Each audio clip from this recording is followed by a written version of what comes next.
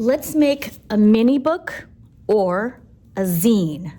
Zine is short for magazine, but you can also call this just a mini book. First, you're going to take a piece of paper. I'm using a piece of paint paper, but you could do this with drawing paper or paint paper. Then you're going to fold it in half, making sure that the corners match up.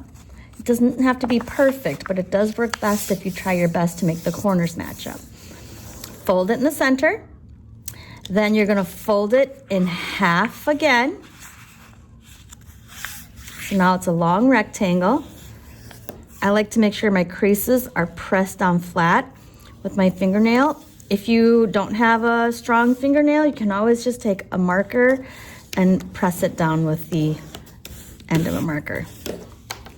Then you're going to fold it in half again this way. Now, when you fold it so many times, it's kind of difficult because it gets so thick, but just try your best, making sure that those corners match up.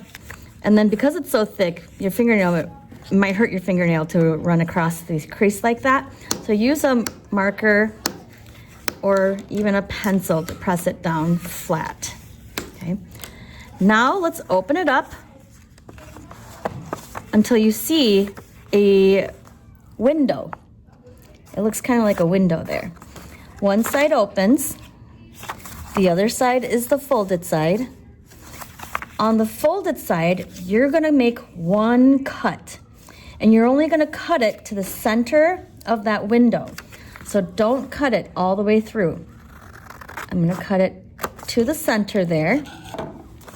Then I'm gonna open it up all the way, and you should see a little opening in here, like a mouth.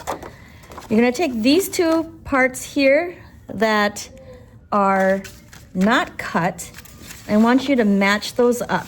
When you match those up, you should be able to open up that center cut, kind of like a mouth. Wah, wah, wah.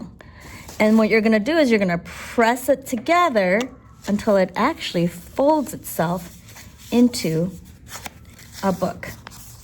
There might be some pages that kind of stick out a little bit, but that's okay, because you should be able to turn your pages like that. And now you can decorate your book and make your book about anything you want.